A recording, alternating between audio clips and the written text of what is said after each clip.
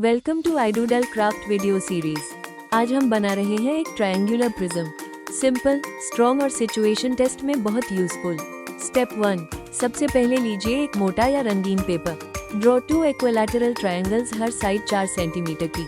अब बनाइए 3 रेक्टेंगल्स, हर एक का साइज होगा 7 सेंटीमीटर बाई 4 सेंटीमीटर। रेक्टेंगल्स को एक लंबी स्ट्रिप में जोड़िए और साइड में छोटे ग्लू फ्लैप्स बनाना न भूलें।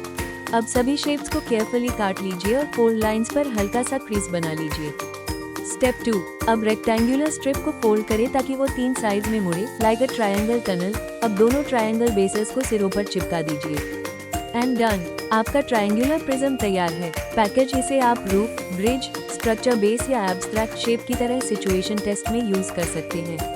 Push pin, keep watching Idoodle craft video series. Learn smart, build sharp, and keep crafting with confidence. See you next time.